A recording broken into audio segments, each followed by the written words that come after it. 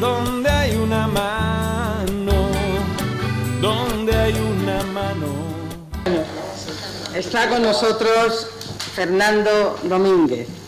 Fernando Domínguez es psicólogo, consultor empresarial, profesor del Centro de Humanización de la Salud y de otras instituciones, profesor de la Casa y de algunos de los posgrados, especialmente del posgrado en gestión. Y es el encargado de impartir la conferencia Crecimiento Personal y Bienestar. Muchas gracias, Fernando, por estar aquí hoy. Muchísimas gracias a ti, muchas gracias, Filu. Iba a hablar sin micrófono, pero creo que se oye mejor con el micrófono porque estaba escuchando a los anteriores ponentes y, por lo tanto, aunque me gusta moverme siempre por las salas, pues voy a hacerlo desde esta posición y con el micrófono para que pueda ser entendido por parte de todos. Estoy encantado de estar aquí, es un reto para mí y un agradecimiento entero al Centro de Humanización de la Salud y a los religiosos Caminos de Tres Cantos que me inviten a hacer esta conferencia de inauguración con un tema que me dijeron que lo podía yo elegir, aunque había alguna pista de por dónde íbamos, y yo les decía que quería llamarlo así, que era crecimiento personal y bienestar, o crecimiento y bienestar personal, en cualquiera de las dos maneras lo podríamos llamar. Quería hacer solamente referencia a un autor que yo leí hace bastante tiempo y que me encanta, que es un fraile cartujo que ya falleció, americano, estadounidense, Thomas Merton. Thomas Merton tiene algunos libritos en los que ha hecho referencias a conceptos como el concepto de la paz.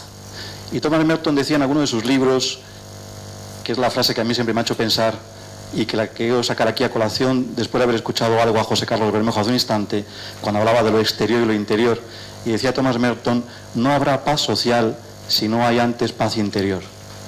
A mí me parece de una belleza la reflexión, porque efectivamente lo que no hay dentro de nosotros no puede estar nunca fuera. Fuera lo vamos a imponer, pero solamente lo que está dentro de nosotros lo podremos sacar hacia afuera. Por eso siempre es: constrúyete tú primero para luego construir a los demás. También lo decía Ortega y Gasset, dicho en un contexto distinto. Él decía: no puedes nunca gobernar a los demás si primero no eres capaz de gobernarte a ti mismo. Son palabras también en su momento de Ortega y Gasset. Por tanto, siempre, y este es mi principio, es mi tesis, es mi principio de actuación en la vida profesional, y es: hay que trabajar desde dentro. Se tiene uno que construir desde dentro para después poder trabajar con los demás. Bueno, pues desde ahí es donde quiero iniciar esta conferencia. Una conferencia que, como veis, ahí aparece en la pantalla, aparece una figura, una imagen, una fotografía de una ostra. Y dentro de la ostra aparece una perla. Todos los que habéis llegado aquí, habéis llegado con alguna inquietud de construir algo bonito, algo bello. Estamos buscando la belleza, el conocimiento, la excelencia, la virtud. La virtud en un sentido aristotélico. Cuando hablaba Aristóteles de la virtud, decía que la virtud era la excelencia. Hablaba en ese sentido, es hacer lo que haces y hacerlo de manera excelente. Ese es el concepto de virtud en términos aristotélicos. Entonces estamos buscando esa perla que aparece ahí dentro de esa ostra. Sin embargo, si uno piensa un poco cómo ha formado la ostra la perla, se puede llevar las manos a la cabeza. Porque la ostra ha formado la perla como un mecanismo de defensa. ¿Dónde nació la perla? La perla nació en una deformidad, en un objeto extraño exterior a ella, que se colocó dentro de la ostra, y la ostra se defendió expulsando o generando el nácar y envolviendo el defecto, o envolviendo la adherencia, o envolviendo lo que acababa de entrar dentro de su propio organismo. Y por lo tanto, con el nácar, con un mecanismo de defensa para eliminar algo que le atacaba, algo defectuoso, ha sido capaz de generar una magnífica perla, una belleza. Dice algún autor, luego comentaré, pero es un sacerdote del Cotolengo, italiano, que ha escrito un librito muy bonito, hace muy poquito, está publicado, que se llama Elogio de la vida imperfecta. Y dice, es Cicciato, dice el hombre: una perla es una herida cicatrizada. ¿Qué es lo que está planteando de alguna forma? Que nosotros vamos a construir perlas, o queremos construir perlas, pero tenemos que construirlas sobre nuestras propias debilidades, sobre nuestras propias limitaciones, y por lo tanto no podemos trabajar sin aceptar nuestros límites. Y sobre esos límites vamos a construir envolviéndolos. ¿Y envolviéndolos con qué? Con nuestro nácar. ¿Y cuál es nuestro nácar? Nuestras fortalezas. Cuando dice nuestras fortalezas van a envolver nuestros límites y vamos a formar las perlas. Uno de los grandes problemas de muchas personas cuando trabajan en la vida es que no quieren reconocerse débiles, no quieren reconocer que tienen fragilidades, no quieren reconocer que hay áreas en las que se reconocen límites y no aceptan los límites. Es justo desde la aceptación de los límites desde donde vas a construir las perlas, de donde vamos a construir las perlas. Tenemos que ser capaces, por tanto, de aceptar los límites propios y los límites ajenos y envolverlos. Y dice en este libro, ¿y con qué los envuelves? ¿Cuál es el nácar con el que envuelves esos límites? Y dice el autor, con el amor. El amor envuelve los límites y construye las perlas. Por lo tanto, de alguna forma dice, tenemos que aceptar los límites nuestros, los límites de los demás, tenemos que reconocerlos, sobre ellos trabajar, pero no centrándonos en ellos, sino en la construcción de la perla. Esto es de lo que vamos, por lo tanto, a hablar desde esa perspectiva, y es cómo construir una perla desde la aceptación de los límites. Y la respuesta va a estar en cómo trabajar desde nuestras fortalezas, pero trabajar para envolver nuestros límites. Ese sería el elemento que aparecería aquí. Hay un punto, por lo tanto, importante, y es, todos hemos venido a hacer una formación de construcción de perlas, todos que estamos pensando en nuestra perla, y más vale que pensemos en la perla lo antes posible, y es, ¿cuál es nuestra perla? ¿Qué es lo que queremos que aparezca como perla en nuestro caparazón dentro de un año, en los posgrados, o en los másteres de un año, o dentro de 2 años en aquellos programas que tengan 2 años? Y lo primero que tenemos que hacer es ser conscientes de que salimos de ahí. Antes nos hablaba José Carlos de los aviones, yo os hablo de la cama. Tenemos que empezar a salir de la zona en la que estamos durmiendo, porque lo que estamos haciendo es dormir. Estamos en una zona donde estamos incluso roncando. Tenemos que desperezarnos. Estaba antes diciendo, decía Miguel Ángel también, que dice hay que salir también y volver a la universidad, volver otra vez a las clases, pero es salir de allí donde dormimos. Allí donde dormimos es lo que se suele denominar también nuestra zona de confort. ¿Qué es una zona de confort? Nos confunde la palabra, porque a veces pensamos que confort es un lugar donde estamos bien. No es verdad. Confort es un lugar que nos es familiar. Confort es un lugar que ya tenemos asumido como lo cotidiano. Por lo tanto, yo puedo estar fatal y no me muevo. Yo puedo estar mal y no me muevo. Yo puedo estar pasando las cosas canutas y no me muevo. Yo puedo estar sufriendo y no me muevo. ¿Y por qué no me muevo? Porque estoy en mi zona de confort. La zona de confort es la zona que domino, es la zona de lo cotidiano, es la zona de lo habitual, es la zona de todos los días, es lo que ya sé que pasa. A mí no me gustan los atascos, pero los aguanto y no cambio de ruta. Y dice, ¿y por qué no cambio de ruta? Porque sé lo que hay todos los días, un atasco, lo tengo asumido. He asumido el atasco, dicen algunos. Por lo tanto, he asumido mi zona de confort. No se me ocurre que podría haber rutas alternativas. No quiero, no pienso ni siquiera en esos términos. Por lo tanto, estoy durmiendo. Tengo que despertar. Por lo tanto, no habrá crecimiento. Nunca habrá crecimiento si no empiezo a despertar. Tengo que despertar y tengo que, por lo tanto, salir, estirarme, bostezar, tengo que abrir los ojos, tengo que empezar a despegar, sacar las legañas de los ojos, tengo que empezar a estirarme. Y eso es todo un elemento como si fuera un muelle y es permitir que eso dispare. ¿Qué significa salir de la zona de confort y despegar o meterme en el muelle? Significa que voy a entrar en la zona de aprendizaje. Por lo tanto, ¿qué es lo que vamos a hacer durante este próximo año, estos 2 próximos años? Vamos a entrar en una zona de aprendizaje. Es muy importante que cada cual se vea a sí mismo, se entienda a sí mismo, se analice a sí mismo y vea cuál es su mejor manera de aprender. Porque no todos aprendemos de la misma forma. Ahí dicen formas distintas de aprender. Algunas personas aprenden haciendo las cosas por sí mismos. Les gusta mucho ensayar, el ensayo y el error. Son las personas que viven y aprenden y se mueven y crecen desde la experiencia. Otras personas lo que hacen es, les gusta aprender o tienen tendencia a aprender y es observando las experiencias de otros. Y por lo tanto, lo que quieren es escuchar y ver experiencias de otras partes, de otras personas y observarlas. Otros lo que hacen es que les gusta leer cosas, leer textos, analizar experiencias. Por lo tanto, no les gusta tanto hacerlas, no les gusta tanto observarlas, sino que lo que les gusta es analizar experiencias. Otro lo que les gusta es que les des recetas. Y no quieren más que recetas. No quieren saber de dónde salen las cosas, no quieren saber de dónde vienen, de dónde proceden, lo único que quieren son recetas. Aquí tendríamos las 4 formas de aprender, decimos. Experimentar, observar, analizar, poner en práctica. Pues más vale que durante este programa, aunque cada uno tenga su estilo, tratemos de juntar todo, porque la riqueza en el proceso de aprendizaje es todo esto. Por lo tanto, es trabajar desde estas 4 perspectivas. Y creo que lo vais a hacer por lo que acabo también de escuchar y por lo que conozco de la casa. Vais a trabajar en las 4 perspectivas. Por lo tanto, vivenciando, observando en los demás, intercambiando experiencias de unos con otros, analizando, leyendo, estudiando, por lo tanto, teorizando también y, por último, aplicando. Y la aplicación última será cuando salgáis de aquí y os llevéis vuestras recetas, vuestros elementos clave, aquello que pensáis que funciona, y lo vais a llevar a vuestros contextos, a vuestras comunidades, a los lugares donde vais a trabajar. Estaréis en la zona de aprendizaje. Pero ¿qué ocurre en esa zona de aprendizaje? Que en cuanto que vayamos a entrar, nos va a aparecer inmediatamente un fantasma. Aparece un fantasma que nos está diciendo, uy, uy, uy, cuidado, cuidado, cuidado, cuidado. Incluso alguno, cuando lleve poco tiempo, empezará a pensar si está haciendo bien, si no debería haber hecho otra cosa, si lo único que te va a retener es que ya pagaste. Por eso es bueno empezar a pagar al principio, ¿eh? De alguna forma ya te empieza a decir, bueno, ya ahí ya tengo un coste, tengo que amortizarlo, dicen algunos. Pero te va a entrar siempre una especie de frenada, dice la frenada, el miedo. ¿Por qué nos entra el miedo? Nos entra el miedo porque en cuanto que empecemos a aprender cosas, nos va a pasar lo siguiente. Y os voy a pedir, por favor, que lo hagamos. Vamos a hacerlo todos, un instante. Os voy a pedir que nos crucemos de brazos, todos. Vamos a cruzar de brazos.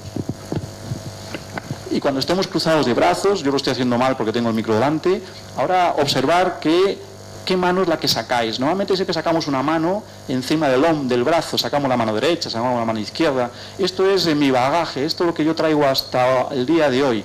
Ahora vamos a cambiar la forma de cruzarnos de brazos porque vamos a aprender a hacer las cosas posiblemente de otra manera. Por lo tanto, voy a descruzar y cruzarme al revés.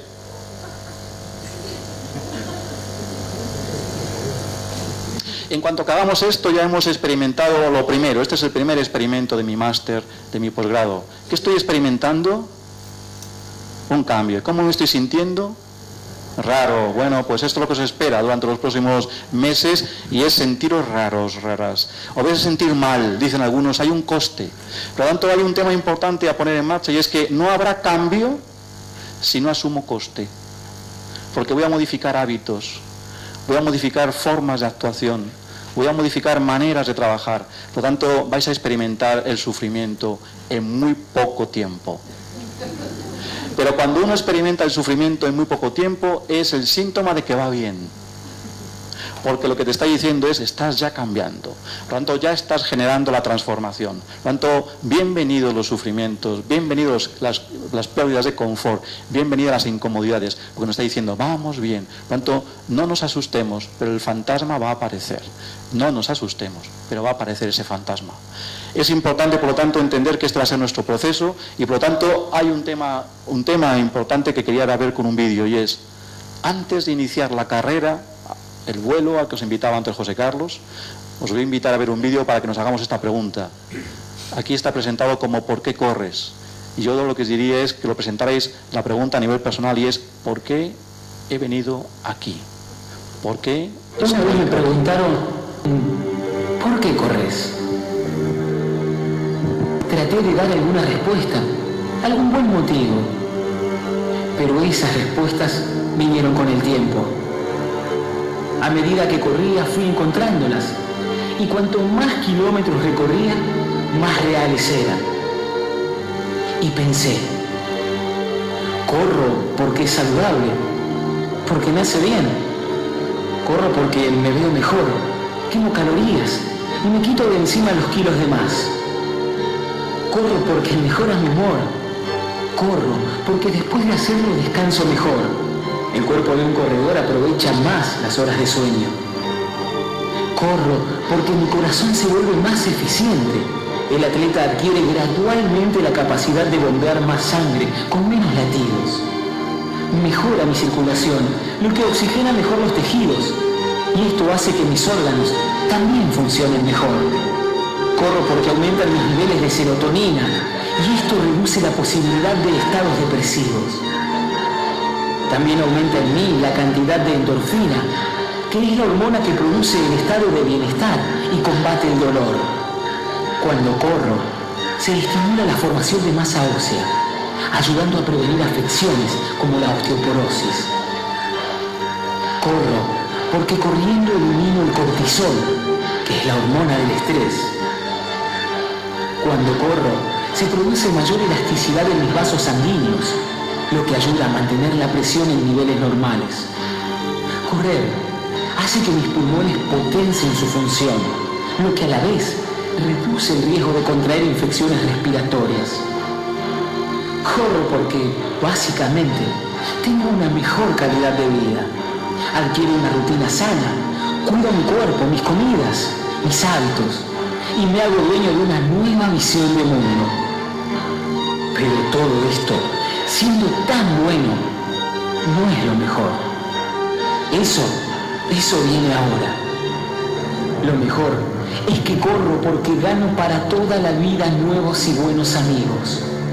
Corro porque tengo un equipo, porque comparto experiencias inolvidables con seres humanos entrañables. Corro porque supe que en el silencio hay templanza y aprendizaje. Corro porque sonrío, respiro, vivo y soy feliz. Corro porque no importan las razones, y mucho menos cuando ninguna de ellas tendría más fuerza que un latido. Corro una y mil veces porque cuando sea demasiado viejo y no pueda hacerlo, miraré al horizonte con una sonrisa cómplice y le diré al cielo que mi vida tuvo sentido. Corro simplemente porque amo la vida, y correr es mi modo de celebrarla, de recibir o terminar cada día diciéndome a mí mismo que tiene sentido vivirla. Corro por todo esto y por mucho más, nada más y nada menos, y podría llenar páginas enteras de buenas razones, pero nada te lo explicará mejor que mirarme a los ojos cuando cruzo una meta. Corro porque tengo miedo, mucho miedo ante cada gran desafío, pero lo uso como el más poderoso motor mental. Corro porque sé que no voy a ganar ninguna carrera, pero sé que voy a subir al podio de mis logros personales cada vez que cruzo una meta. Corro porque voy por la gloria personal, que está lejos de un puesto de élite, pero muy cerca de mis deseos de superación. Corro porque el running nos iguala a todos, a nosotros, los aficionados que entrenamos, y a los grandes que nos dan su ejemplo de humildad. Corro porque antes que me lo dijeran, mi corazón ya sabía que nada es imposible y que solo tenía que hacerlo.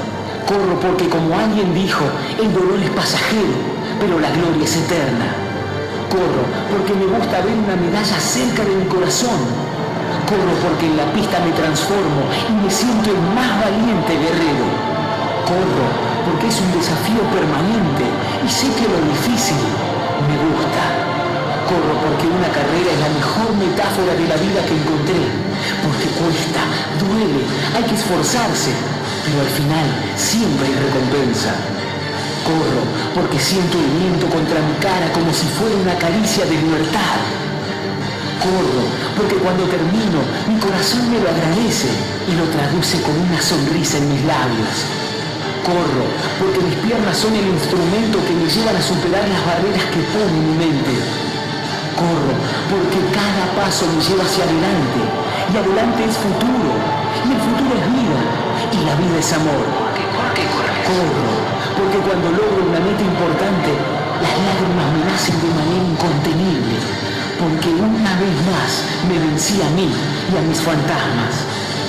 Corro mucho porque alguna vez pensé que jamás podría hacerlo, y juré que me iba a desmentir antes que querer tener razón.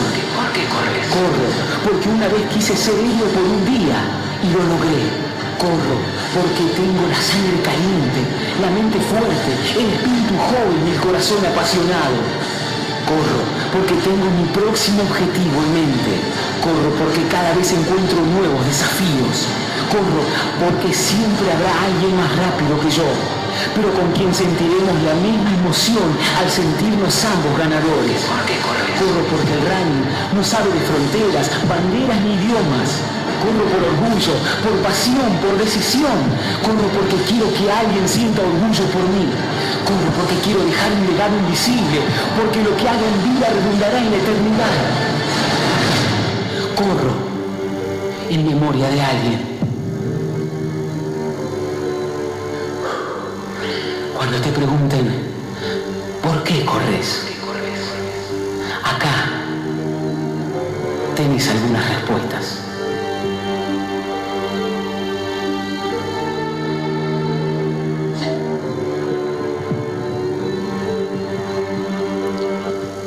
Bueno, pues cuánto me gustaría ahora hablar personalmente con cada uno de vosotros para que pudiéramos expresarnos por qué hacemos lo que estamos haciendo.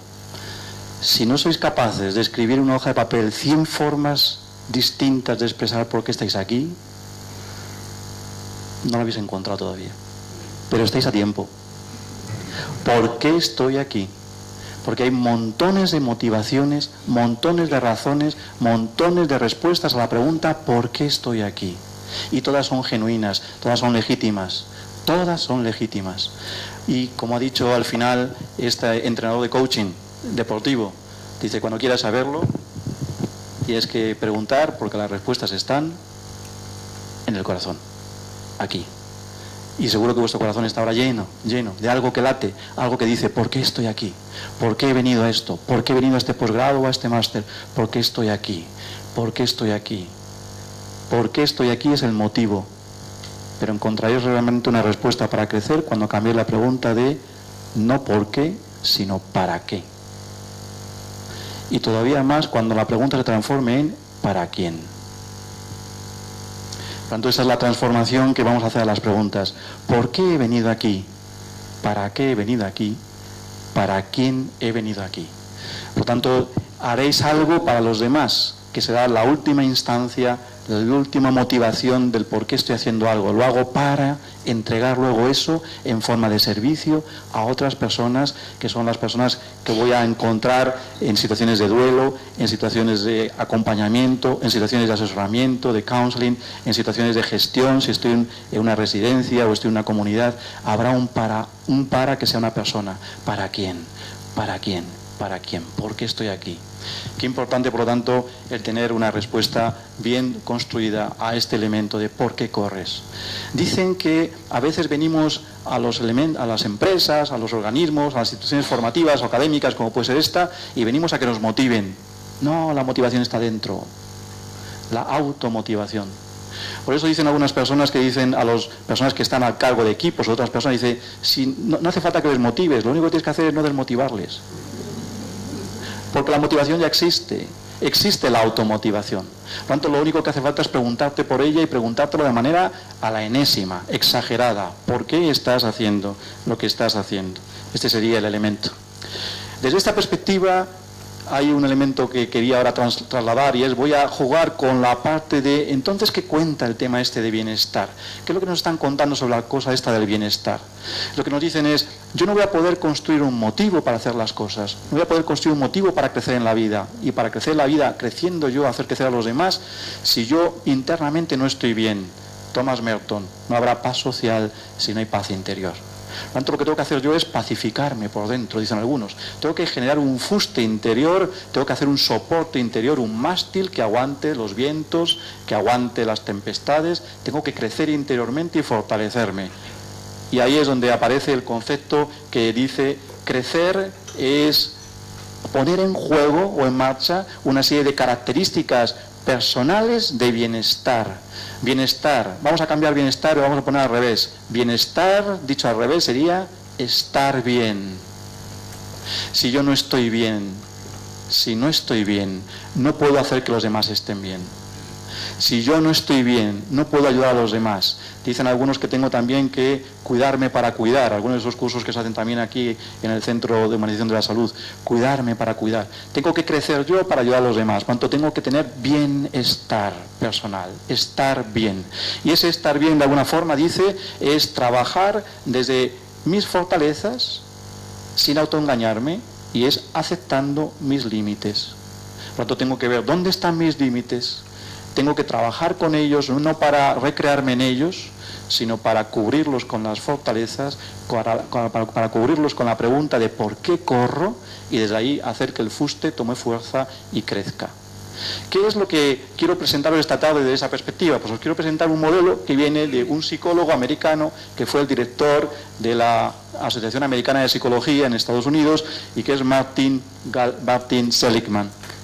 Martin Seligman nos proponía un método para construir el fuste interior, ese fuste de estar bien, dice él, y que lo llamaba el método PERMA. PERMA o el sistema PERMA, que está basado en las iniciales de cosas a hacer, cosas a trabajarte. Por tanto, voy a tratar de explorar con vosotros esta tarde alguna de esas cosas y daros algunos trucos, algunos mensajes, algunos ejercicios que podemos hacer para trabajar desde ahí. Y si hay tiempo, al final acabaré generándoos también una provocación, que me provoca a mí también y quiero por lo tanto provocaros también a vosotros. Porque nada en la vida es como parece. Todo puede tener caras distintas también. Y es bueno tener también un pensamiento en el que uno cuestione cosas, que no tengamos una buena tragadera. Aquí estamos para pensar, para debatir, para reflexionar. Por tanto, vamos a recoger materiales, autores y vamos a trabajar con ellos. Dice de alguna forma que el primer mensaje, la P está todo sacado del inglés, pero si no se entiende yo lo traduzco enseguida, pero la P que aparece ahí hace referencia a lo que se denomina positive emotions, emociones positivas. Por lo tanto, una manera de construirme yo por dentro con fortaleza, una manera de generar un fuste que pueda ayudarme a estar fuerte frente a las adversidades y poder trabajar luego con los demás, es trabajar la P, Positive Emotions. Luego os diré algunos ejercicios o algunos truquillos que podemos hacer ahí. ¿Qué es la E? La E en el modelo de Seligman hace referencia a la expresión inglesa engagement. Engagement, compromiso, también significa contrato, vínculo, tiene también esas traducciones o acepciones, pero es engagement, segunda de las fases. La tercera, que es la R es relationships, relaciones, relationships. Por lo tanto, es el mundo de las relaciones. Somos seres sociales. Aquí vais a trabajar no de forma aislada, vais a trabajar con otros compañeros, con otras compañeras. Por tanto, es el mundo social el que tenemos que darle una fortísima importancia en nuestra vida. No trabajamos de manera aislada. Tanto el mundo, las relaciones, ¿cómo lo estamos fortaleciendo ese también? Este sería la tercera de las palabras que aparecen en el método PERMA. La M viene del inglés meaning, significado, sentido. Y la E final tiene que ver con la expresión de logro. Estamos hablando de logro. Digo la E sería la A. Logro. Luego hablamos de accomplishment. Logro, resultado. Por lo tanto, estamos trabajando con esas iniciales. Positive emotions, engagement, relationships, meaning, accomplishment. Por lo tanto, sería el método PERMA. Un método que cuando uno empieza a practicarlo, empieza a ponerlo en juego, a ponerlo en marcha, dice Seligman, de alguna forma estás fortaleciéndote porque estás trabajando sobre tus propias fortalezas y estás construyendo fuste que te hace después estar en condiciones de ayudar a los demás, trabajar a los demás desde el estar bien.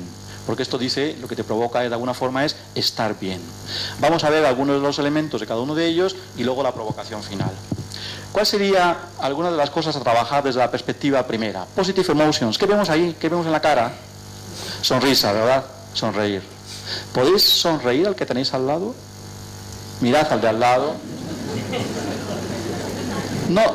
No reír. Sonreír. No es lo mismo reír que sonreír, Sonreír. La sonrisa es una manifestación de paz interior. El que tiene sonrisa en el rostro está pacificado. Reír incluso puede ser que algo me hace mucha gracia externamente. Reír es que estoy de forma jocosa frente a las circunstancias y la risa también puede ser irónica. Me río de ti. No me puedo sonreír de ti, sino reír de ti. Sonreír tiene que ver con mi estado interior. Sonrío cuando estoy pacificado. Es mi mueca de la pacificación interior. Es que dentro de mí hay paz. Sonreír, no reír, sonreír. Por tanto, yo cuando manifiesto una sonrisa, te estoy hablando desde un corazón tranquilo. No hay marejada, no hay altibajos. Estoy pacificado. Sé que estoy ante un problema, pero estoy ante un problema pacificado. Por tanto, estoy trabajando desde esa perspectiva. Por tanto, estoy generando elementos que tienen que ver con sonreír. Aquí hay algunas cosas que hacer para trabajar este elemento y que nos dice Seligman y que yo voy a mencionar por si os gusta alguno de ellos, que lo pongáis en marcha lo antes posible. ¿Cuál sería el primero? Dice el primero, una técnica muy sencilla, lo llama él la carta de agradecimiento. Y es para que te generes un buen colocón de emoción positiva, un colocón, porque lo que nos hace falta a veces es un buen colocón. Tenemos que emborracharnos, pero a veces nos emborrachamos de cosas tóxicas. Pues emborrachémonos de cosas no tóxicas, dice, de emociones positivas. Dice esta primera técnica: piensa en alguna persona a la que le tengas un profundo agradecimiento porque te ayudó en algo o te está ayudando en algo y aún no se lo has dicho. Tiene que estar viva la persona. A veces se nos ha ido demasiado el tiempo, dicen algunos. Tiene que estar viva. Piensa en ella. Ahora coge un folio en blanco, una hoja de papel, y escribe una carta de agradecimiento a esa persona, sincera, profunda, en el que encuentres los elementos que le vas contando de por qué estás agradecida a esa persona. ¿Qué es lo que estás viendo en lo que hay en ella, en lo que te dice, en lo que hace, en cómo te observa, en cómo te habla, en lo que quieras, los elementos concretos, y escríbelos? Después dice, llama a esa persona por teléfono o cítala y le dices que quieres tener un momento de encuentro. Sorpréndela, no le digas para qué. Y cuando la tengas delante le dices, mira, he escrito algo para ti, te voy a pedir que me dejes leerlo sin que me interrumpas. Lo lees de principio a final y cuando termines de leerlo, ahora expresaros mutuamente qué sentís después de haber escuchado la carta que le has escrito. El colocón es fulminante. Te acaba de pegar un subidón, pero subidón, subidón. Por tanto, lo que ahora vas a obtener es una carga de combustible, tu corazón empieza a latir y el de la otra persona también, pero el tuyo más todavía, porque acabas también de poder generar todo el discurso hasta el final y además has permitido ahora escuchar lo que la otra persona te está diciendo. Vaya colocón, dicen algunos. Sería un ejercicio muy útil, muy bueno de hacer. Yo lo voy a poner en términos aún más difíciles. Esto no lo dice Seligman, esto ya lo planteo yo, porque además lo he experimentado y se lo he recomendado a una persona con éxito. También puedes utilizar esto para mejorar tus relaciones malas con alguien. Piensa en alguien con el que te lleves muy mal, muy mal, muy mal, muy mal. Coge una noche una hoja de papel en blanco y escribe en la hoja una carta de agradecimiento a esa persona. Pero de agradecimiento sincero, no inventes nada. Busca, aunque sea debajo de las piedras, ¿qué puedo agradecer a esta persona? Tu nivel de odio, tu nivel de rencor, tu punto de vista tan negativo empieza a modificarse, pero no porque te autoengañes, sino porque estás trabajando con cosas que estás descubriendo. Al día siguiente, cuando la veas, han bajado las defensas. No sé si me explico con esto. Este segundo ejercicio es mucho más difícil de hacer que el primero, pero sin embargo te pacifica interiormente. El primero te genera una fortísima carga emocional, el segundo te pacifica en las dificultades con los demás, porque solamente estamos viendo lo que no funciona en las relaciones con los demás. Hay elementos también de agradecimiento. Incluso algunos dicen, es de agradecer a veces que en una relación yo sufra, porque en el sufrimiento yo crezco. También ahí. Por tanto, también ahí hay elementos de agradecimiento. Por tanto, el planteamiento es dónde yo puedo agradecer a alguien ese planteamiento. Sería el primer ejercicio a hacer desde aquí. Segundo ejercicio dice lo que me salió bien.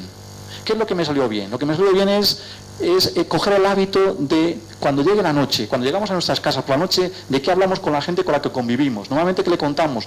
Todos los problemas del día, las batallas con uno, las batallas con otro, lo que no salió, aquello, no sé qué tal. Dice, pues estás generando permanentemente, yo por esto dejo de ver la televisión, yo no la veo, Veo un poco las noticias por encima para ver lo que hay, pero no la veo porque ya es un elemento tóxico. Hay toxicidad. De hecho, hay un planteamiento que no es nuevo, es lo que se denomina el filtro de Sócrates, que decía Sócrates, 3 elementos que son los que configuran una conducta ética, pero dice, pregúntate 3 cosas para ver si algo es tóxico o no. Y decía Sócrates, primera pregunta, ¿esto que voy a contar, me están contando, es verdad? Si no es verdad, no lo cuentes. Y si no es verdad, no lo oigas. Pero ¿cuántas cosas no estamos lanzándonos entre nosotros que no están fundamentadas en nada? Me han dicho, se dice, he oído, me han contado. Y ¿de dónde está el fundamento de eso? Es la rumorología puesta en marcha. Tenemos hoy en día una experiencia tremenda de cómo estamos lanzando cosas sin ningún fundamento. Entonces, desde esa perspectiva deberíamos eliminar ese tipo de información. Segunda pregunta de Sócrates, dice, ¿y esto que voy a contar es bueno? Porque si no es bueno, ¿para qué? Yo, mi madre, que falleció no hace mucho, cuando lo llevaba en el coche, a veces iba en el coche y le iba a contar algo de algún hermano. Y me acordaba del filtro de Sócrates, porque yo también aprendo, igual que vosotros, leyendo cosas o porque me las cuentan, y hacía así con la lengua. Muerde, ¿para qué se lo vas a contar? Si no es bueno. Cuéntale algo bueno de un hermano, pero si es malo, no se lo cuento a mi madre. Si es malo, tengo que hablar con mi hermano. Porque lo que nos gusta mucho es, en vez de hablar con la gente, nos gusta más hablar de la gente. Este es el elemento que tenemos a veces puesto en marcha. Entonces, si tienes algo en contra de alguien, vete a hablar con ese alguien, pero no se lo cuentes a un tercero, porque eso no es bueno, no hace nada, no es bueno. Y el tercer filtro de Sócrates dice, ¿esto que voy a contar es útil? Porque si no vamos a poder hacer nada con esto. Por tanto, decía 3 elementos. ¿Es verdad? ¿Es bueno? ¿Es útil? Si no reúne ninguno de esos 3 requisitos, no lo cuentes. Y no estés ante la televisión para escuchar eso, ni ante un medio de comunicación para escuchar eso, porque te están envenenando. Es lo que se llama lo tóxico. A mí el otro día me reconocían trabajé con una residencia de personas mayores, que hay gente que cuando va luego a la cena, se le nota cuando está viendo la televisión antes y cuando no. Porque todo lo que han escuchado en televisión les ha hecho un elemento tóxico en la cabeza y luego van a la cena y lo pagan con los compañeros de la residencia. Es decir, tiene narices la cosa. Es decir, ¿qué están viendo allí? ¿Qué es lo que están viendo allí? Nos estamos envenenando, lo tóxico. Dice, entonces vamos a cambiar, dice Seligman, cambia eso. Llega la noche y cógete una hoja en blanco, tu cuaderno de crecimiento personal, y escribe, ¿qué 3 cosas buenas me han pasado hoy? Seguro que ha habido 3 cosas buenas. Pueden ser minucias, cosas sin importancia, pero que son buenas. Y por tanto el planteamiento es, lístate 3 cosas buenas, hazte una hojita con 2 columnas, 3 cosas buenas, y a continuación para cada una de ellas, ¿y por qué ha sido eso? 3 cosas buenas, ¿y por qué? Haces eso durante una semana y os aseguro que el lunes de la semana siguiente estáis mucho mejor que el lunes de la anterior. Porque estáis empezando a trabajar en observar que la vida no es que no me vaya mal, es que hay cosas que son salvables. Por tanto, que ya no estoy ante una mentalidad tóxica, sino que estoy empezando a ver aquello que funciona. Por tanto, sería el segundo elemento, lo que me salió bien. Los 3 regalos, también lo llama Seligman a esto. El otro planteamiento que hay es la ratio de Losada. Losada era un investigador que trabajaba en el ámbito de las empresas y que decía que descubrió que había en el lenguaje 2 tipos de frases que solemos construir. Frases positivas y frases negativas. Palabras positivas y palabras negativas. Y él utilizaba el siguiente símil. Él decía, una palabra positiva es como una vela. Es decir, una vela hace que te muevas con fuerza. Y una palabra negativa, cuando está bien dicha, es un timón. Te permite modificar el rumbo. Por tanto, lo negativo, cuando es constructivo, son timones. Te permite modificar rumbos. Lo positivo no son más que velas para que te empuje. Por tanto, el lenguaje positivo te está empujando, el lenguaje negativo está corrigiendo. Y entonces, ¿qué descubre Losada? Losada descubre que tienen más éxito, él habla de organizaciones y luego lo aplican a personas, que tienen más éxito, que están mejor fundamentado su columna, su fuste, aquellas que utilizan el ratio 3:1. ¿Qué es 3:1? Hay 3 pensamientos positivos por cada uno negativo en el lenguaje. Sin embargo, no funcionan tan bien los que tienen 3 pensamientos de corrección por cada uno positivo de vela. ¿Qué quiere decir? Que están solamente mirando lo que no funciona. Por eso, si lo llevamos a términos de los que vayáis a trabajar en términos de residencias o que vengáis aquí por gestión o por algunos temas se puede trabajar en otros sitios también, pero los que hacemos DAFOs, dicen algunos, los DAFOs. ¿Cuántos conocéis lo que es un DAFO? ¿Voy a levantar la mano? ¿DAFO? Bueno, ahí hay bastantes DAFOs, ¿eh? Bueno, pues DAFO, lo que se dice es que no hagamos DAFOs, que hagamos FODAS. Porque DAFO significa debilidades, amenazas, fortalezas, oportunidades. ¿Por dónde empezamos a hacer el análisis? Por las debilidades y las amenazas. ¿Qué pasa? Que cuando llegamos a fortaleza ya estamos hundidos. Porque hemos visto todo lo negativo al principio, todo lo que no funciona, le hemos metido tanto al principio que ya cuando llega la parte de lo positivo no encontramos nada. Y algo al revés, dice, hace el ratio 3:1. Empieza por la FO y luego la DA.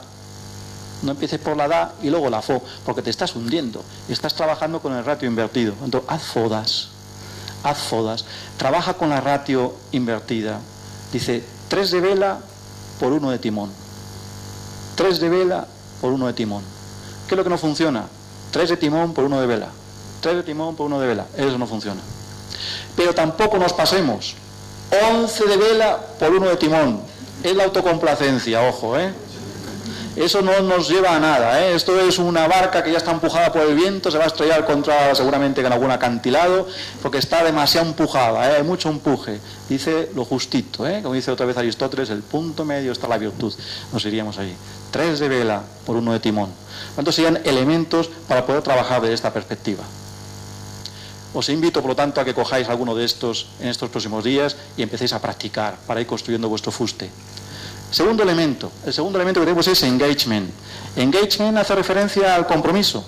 El compromiso, el estar embebido, metido de lleno en aquello que estamos haciendo. Cuando hagas algo, ponle el alma. A veces a una persona le preguntamos, ¿cuántos libros lleva leídos este año? Y te dice 40. Y dice, ¿pero 40 leídos de verdad o 40 pasados por encima? No, que tengo el hábito de leer. Sí, pero mecánicamente, ¿verdad? Dicen algunos que la mejor forma de leer es leer escribiendo. Porque el que lee escribiendo está activando la conducta de lectura. Por lo tanto, subrayas, notas a margen. Hombre, si el libro es nuevo, pues no lo machaques, hoja de papel en blanco. Y lo puedes hacer al lado. Pero dice leer escribiendo. Leer escribiendo es hacer de la lectura algo no pasivo, sino algo activo. Leer escribiendo, dicen algunos. Aquí hay algunos elementos importantes que dice, ¿qué podemos hacer para generar de alguna forma una conexión con aquellas cosas que son nuestro amor, nuestras fortalezas, lo que va a envolver nuestras dificultades, lo que va a crear la perla? Y Seligman dice, crea oportunidades para conectarte. ¿Qué significa esto? En vez de estar todo el día pensando en lo que no te funciona, en vez de estar todo el día pensando en tus debilidades, en tus límites, tratando de ocultarlos o de negarlos, busca tus fortalezas y empieza a generar acciones en la vida que te conecten con ellas. Imaginad que alguien descubre que es muy creativo. ¿Cómo puedo conectar? ¿Cómo puedo conectar? Crear compromiso con mis fortalezas. Porque es compromiso con mis fortalezas. Pues empieza a escribir pequeñas novelas, pequeños relatos, pequeñas historias, porque soy una persona creativa y estoy conectando con esa fortaleza. Por lo tanto, busca una fortaleza, la que tengas. Me gusta mucho la belleza. ¿Cómo puedo conectar con la belleza? Pues en vez de venir todos los días por la ruta que traigo, o por el camino que traigo, que no tiene nada de bello, porque no se lo encuentro, voy a buscar una ruta más bella, aunque sea un poco más larga. Pero ya estoy conectando con mi fortaleza, que es la belleza. ¿Entendéis lo que estoy diciendo? Cambia la ruta. Hay una ruta con pajaritos y con árboles, y la otra tiene edificios y grises, y vete por la ruta bonita, porque conecta con tu fortaleza. Estás de alguna manera haciendo cosas que conecten con tu fortaleza. Conectar. Tanto primero es, ¿qué es lo que tienes como fortalezas? ¿Cuáles son tus fortalezas? Y empieza a generar actividades que conecten con tus fortalezas. Tanto este es un elemento de empezar a trabajar desde esa perspectiva. Otro de los elementos importantes también dice es cómo puedo yo también generar de alguna forma engagement. Engagement es estar también en posición de estar atento a la vida. Dicen algunos vivir el momento presente, porque hay muchos momentos de la vida en que no estamos en momento presente. Se dice, por ejemplo, que hay, desde el punto de vista del tiempo, si hablamos del tiempo como una topología, solamente se puede vivir en el presente. Sin embargo, hay personas que viven en el pasado y en el futuro. ¿Quiénes son los que viven en el pasado? Los que están todo el día culpabilizándose, diciendo cómo tenían que haber sido las cosas y no fueron. Son los que están trabajando desde la perspectiva de la melancolía. Son los que están viviendo atrás. ¿Para qué tiene que servir el pasado? Tiene que servir para aprender del pasado en el presente, pero no para vivir en él. Por lo tanto, no podemos vivir en el pasado. Algunos viven en el futuro. ¿Qué significa vivir en el futuro? Están viviendo en la incertidumbre, la preocupación, lo que me va a salir mal, lo que me puede pasar mal, en el temor, en el miedo. Por lo tanto, no podemos vivir en el futuro. ¿Para qué me vale el futuro? Para proyectar el presente, pero no para vivir en él. Por lo tanto, el pasado me sirve para aprender en el presente del pasado, no para vivir en él. El futuro me tiene que servir para proyectar el presente, pero no para vivir en él. Una persona que acompaña a otra, counseling, coaching, duelo, cualquier circunstancia, un mando que hace funciones de acompañamiento, un mando desarrollador de otra persona, tiene que trabajar con esa persona desde la posición de presente. Porque en cuanto te coloques en la posición de futuro, en vez de acompañar, te dedicas a evaluar. ¿Y tu hijo? ¿Qué tal? ¿Cómo va? ¡Wow! Ahí va. ¿Pero qué le pasa? Pues no sé, mira chico, a mí lo que me gustaría es, Me gustaría que fuera un poco estudioso, que no fumara, que no bebiera, que viniera pronto a casa, que tuviera una chica en condiciones, que me diera un beso cuando se levanta y un beso cuando se acuesta, que cuando coma con nosotros y luego se termina ya sin el postre y nada, se ha levantado, se deja tirados aquí, que entra en casa, se mete en su habitación, cierra la puerta y ya no le vemos, y además como si no viviera en casa. Y a mí mi hijo me gustaría de otra manera, y mira lo que tengo es esa mierda que tengo ahí. Desde esta perspectiva no acompaño, porque lo que acabo de hacer es que me he colocado en lo que me gustaría que fuera mi hijo, que es algo que tiene que construirse. Me he puesto ahí mentalmente y miro el presente y veo una mierda. Lo he evaluado. Por tanto, el planteamiento es que cuando yo me coloco en la posición de llegada, cuando me coloco en el debería, cuando me coloco en el futuro, desde el futuro evalúo el presente. Y un acompañante no se coloca en el futuro de nadie, sino en su presente. ¿Qué me gustaría que fuera mi hijo? ¿Cómo es? Me coloco al lado, voy a acompañarle para que llegue. Cuando estoy trabajando desde el acompañamiento, y el acompañamiento siempre es en tiempo real, estoy en el presente.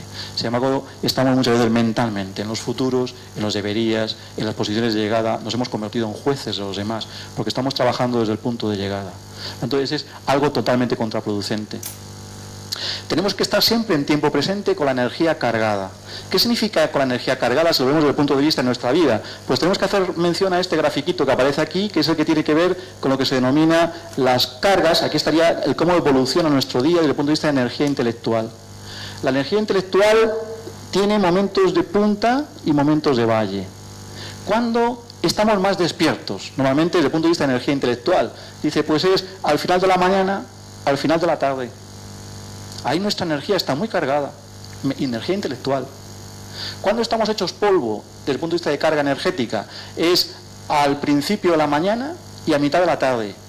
Qué casualidad, dicen los autores que hacen este gráfico, que suelen ser los momentos de las muertes. La gente muere al amanecer y al llegar el principio de la tarde. Yo cuando veo a mi familia, mucha gente se ha muerto por eso, a partir de las 3 de la tarde, las 4, las 5, o muy de madrugada. O te mueres muy de madrugada, o te mueres al principio de la tarde, que son los momentos de bajada energética. La bajada energética, es decir, ¡puf!, como una caída, ¡puf!, y es el momento de salir, es el momento de la bajada. Entonces dice, si esto es así, y esto funciona, ¿qué deberíamos hacer? Dice, en el principio de la mañana y a la mitad de la tarde, recárgate. ¿Cómo me puedo recargar energéticamente? Con ejercicio físico, con un paseo. Por lo tanto, no te coloques al principio de la mañana una carga muy de trabajo, que estás en lo peor, en la muy madrugada, ni tampoco a mitad de la tarde. Por lo tanto, haz algo de ejercicio. Dicen algunos, baila, salta, da un paseo, haz algo que te recargue energéticamente, porque estás otra vez poniendo otra vez en posición de volver a recargarte. Este sería otro de los elementos que se plantean desde esta perspectiva. Dice el descanso energético. Por lo tanto, descansa para cargarte energéticamente. Ese sería el elemento. Relationships. ¿Qué podemos hacer aquí? Aquí podemos hacer algunas cosas también para generar algo que nos llene el fuste desde el punto de vista de relaciones. Dice, uno es dar apoyo, escucha, perdón, abrazar. Por favor, levantémonos, aunque sea los de al lado, démonos un abrazo ahora mismo en la sala, si es posible, si lo podéis hacer. ¿Queréis abrazaros unos a otros? Abrazar al que tenéis al lado, abrazarlo al que tenéis al lado. Un abrazo al que tenéis al lado, o detrás, o detrás. O detrás también, o delante también, al que tengáis al lado, un abrazo. Dicen algunos, tocar, lo kinestésico, lo importante que es tocarnos, dice. No nos tocamos, qué importante la caricia. Algunos ya hablan también no solamente de activar la caricia física, sino también la psicológica, que es un feedback positivo, decirle a alguien que está contribuyendo en algo concreto, un feedback positivo. A mí me dijo hace poco una persona en un curso de formación que estaba dando, dice, me cago en la mar, está ahí matado, voy a hablar con mi hijo. 6 notables, un suspenso, solamente he hablado del suspenso, me cago en la mar. Hombre, 6 notables lleva el chaval, y no dices nada. Es que me preocupa el suspenso, claro. Y de eso hablas, del suspenso. Hombre, el suspenso hay que tratarlo, pero dile algo por los 6 notables. Dale una caricia psicológica, al menos por los 6 notables, o física, un abrazo. Tiene 6 notables, tiene 6 cosas que ha hecho bien, 6, y buenas notas. Por tanto, este sería el elemento que aparece ahí. Y hay otro punto que es que cuando escuchemos algo de alguien tratemos de generar reacciones de tipo constructivas y activas. Lo voy a poner como un ejemplo porque esto solemos hacerlo a veces mal. Imaginad esto. Imagina que viene mi mujer, que está trabajando, y viene mi mujer y me dice esto: mira, me han ascendido y me han subido el sueldo, y viene contenta.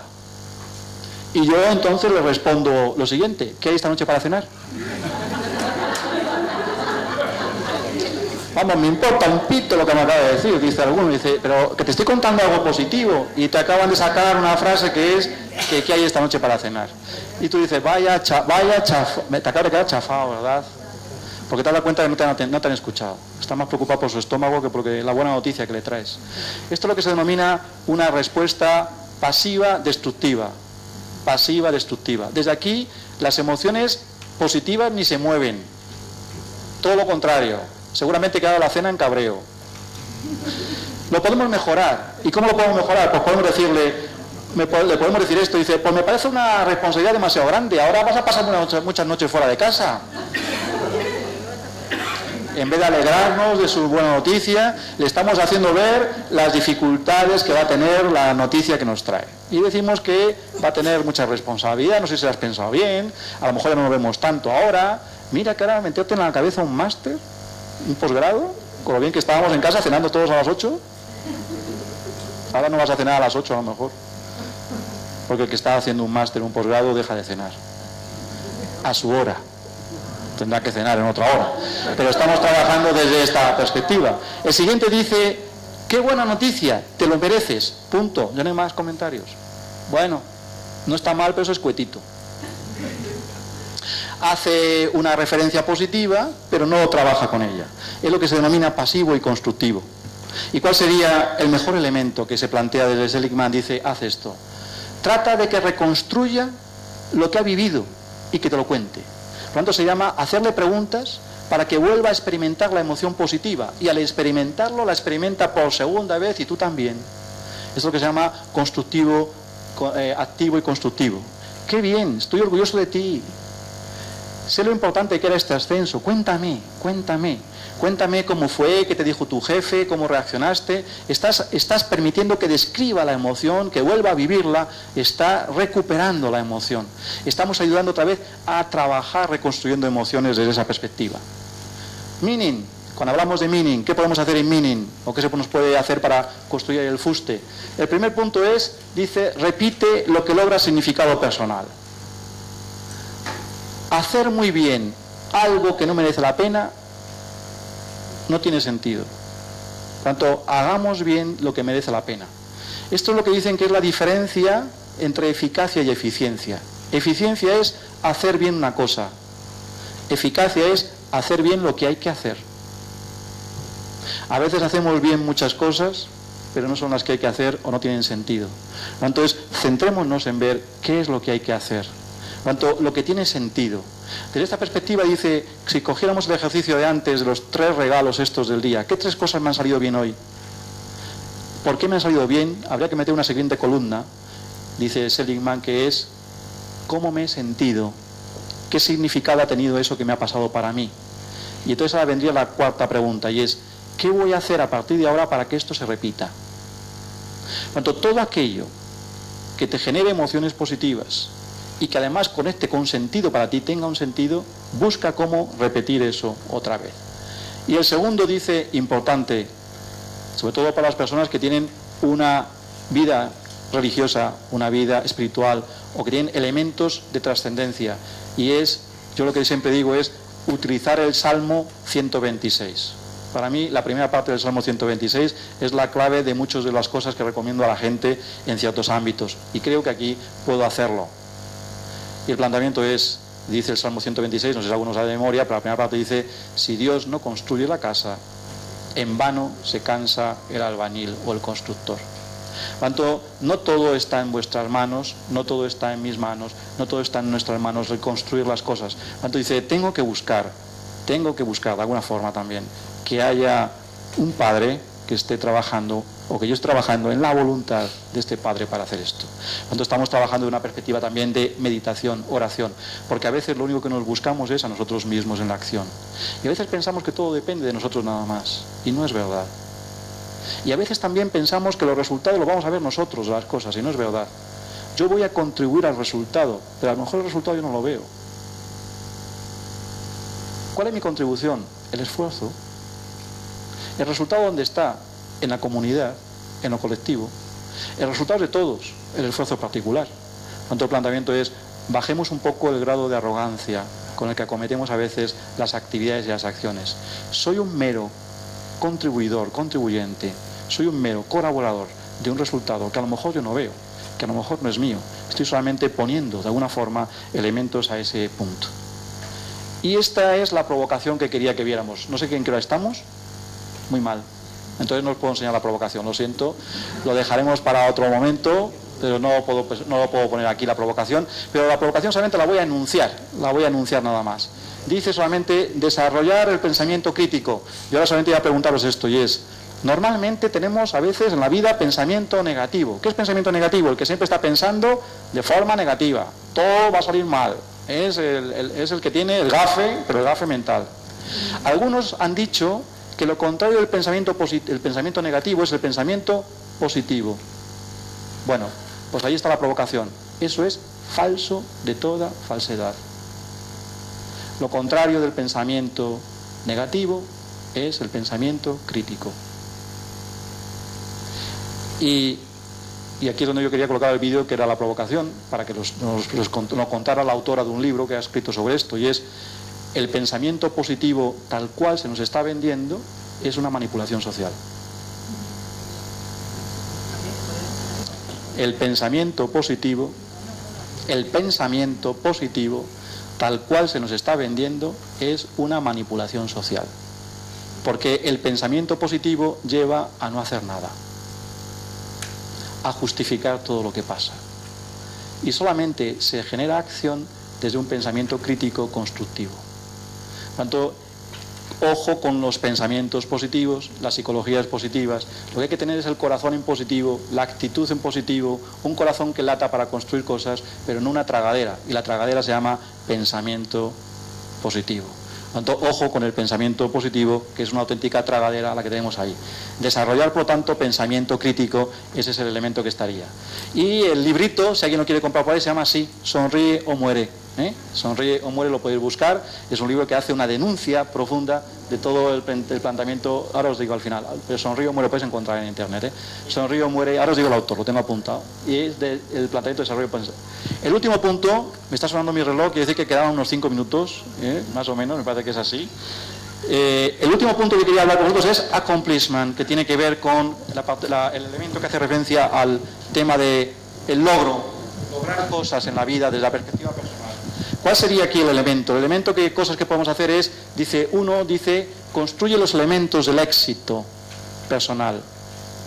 Los elementos del éxito personal están basados en dos características que deben de ayudarse una a otra sinérgicamente, y dice, el éxito, el resultado del crecimiento personal es fruto de tus habilidades, que las tienes que construir.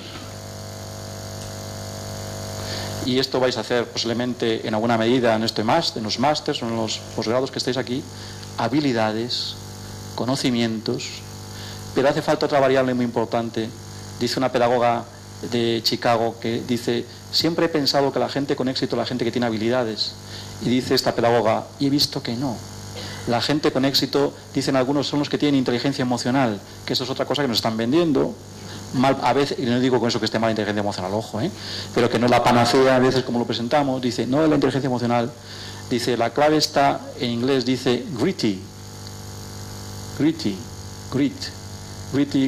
have been gritty, dicen, es el tesón, la tenacidad, los que no se arrugan, los que se mantienen, los que tienen claramente identificado el propósito de lo que están haciendo. El éxito está en el gritty.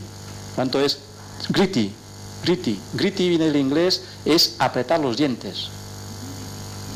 Es cerrar la boca cuando uno pone los dientes, es fuerza, gritty, tesón, empuje, ir a por ello, gritty, dice, construye los elementos del éxito, dice, habilidades más gritty sería el elemento importante, por lo tanto es construir el tesón, y solamente lo puedo construir cuando tengo un motivo, una motivación, cuando eso está construido. Y el segundo punto y último dice, desarrolla tu proactividad. ¿Y qué significa eso? Pues lo voy a contar, y con esto termino, con algo que viene, fijaros, del siglo X-XI, de un rey danés que se llamaba Canuto II. Canuto II. Debió ser un buen rey porque fue primero rey de Dinamarca y luego rey de Inglaterra, de rey de Dinamarca e Inglaterra, y se le conoce, entre otras cosas, por su edicto, que se llamó el Edicto de las Mareas. ¿Qué es lo que hizo Canuto II? Canuto II era un rey con mucho poder y además esperaban sus colaboradores de la corte el ejercicio del poder. Hizo un edicto, y el edicto que hizo fue que él con su palabra iba a detener el ritmo de las mareas. Lo escribió, lo redactó, lo promulgó. Se fue con su corte de cortesanos, de gobierno, al mar, a la playa, para poner en marcha el edicto. Llegó allí con una vara, la alzó, y cuando venía la marea dijo, detente. ¿Y qué pasó? Nada. No se detuvo la marea. Y entonces dijeron, vaya ridículo que acaba de hacer el rey Canuto II. Dice, no, estaba demostrando a su grupo de gobernantes con él, a su grupo de corte, que no podemos decretar todo en la vida. Y que hay cosas sobre las que tenemos alguna capacidad de gobierno y hay cosas sobre las que no hay capacidad de gobierno. No todo está en nuestras manos. Por eso dice que cuando estemos hablando de proactividad, la proactividad tiene que ir orientada solamente a aquellas cosas que caen bajo tu control. Porque si no trabajas sobre aquellas cosas que caen bajo tu control, estás tratando de generar el decreto de Canuto II y estás ampliando lo que se denomina tu círculo de preocupación. Una persona que quiere gobernar todo en su vida acaba siendo una persona agria, ácida, amargada, reactiva, reivindicativa. Una persona que se centra en sus posibilidades, lo que es capaz de hacer, es una persona positiva, es una persona que trabaja bajo sus cosas que están bajo su control, el resto sabe que está ahí, no depende de él, no depende de ella, por lo tanto no entra a querer tocar aquellos elementos que no forman parte de lo que está bajo mi control. Por lo tanto la respuesta última sería tratar de trabajar siempre, y a vuestras personas con las que estéis, de que se centren en aquello que dependen de ellos, porque sin embargo a veces lo que hacemos es lo contrario, le decimos a alguien que se centre en aquello que no depende de ellos. Y para terminar esto os diré mi experiencia yendo a un gimnasio. Llegué a él, me apunté, me dijo mi entrenador personal, porque yo soy muy chulo, cuando voy a un sitio me cojo entrenador personal y todo, no solamente hago deporte, sino entrenador. Y me dijo el entrenador, ¿cuál es tu objetivo? Y yo le dije, perder peso. Lo apuntó. A los 2 días con confianza me dijo, buah, esto no vas a hacerlo, si haces esto vas a estar... Dice, ¿qué estás haciendo desde que he venido aquí? Y le dije, pues sinceramente pesarme. Dice, pues no vas a hacer nada. Dice, te voy a decir algo que está bajo tu control. Vamos a empezar por algo que depende de ti. Dice, lo primero es que vengas todos los días. ¿Por qué no vienes? Claro, es que tengo mucho trabajo, unos días sí, otros días no. Pues eso es donde hay que empezar. Por lo tanto, céntrate en algo que esté bajo tu control. Y yo le dije, pero es que tengo trabajo. Dice, pues si tienes trabajo, vente. Entras en el gimnasio, dices buenas tardes y te vas a casa. Pero ya has venido. Y estás empezando a crear el hábito de venir todos los días. Aunque no hagas deporte. El hábito de venir todos los días. Y cuando ya hayas hecho eso, pasas al siguiente elemento de que esté bajo tu control. ¿Cuál será el segundo elemento? Me dijo, tú vives en Madrid, zona de secano. En los platos no hay charcos, no hay barquitos, es todo a la plancha. Bueno, pues está trabajando en las cosas que dependen y que estén bajo nuestro control. De esa perspectiva, a todos, que tengáis un buen curso, un buen inicio, muchísimas gracias y buen éxito.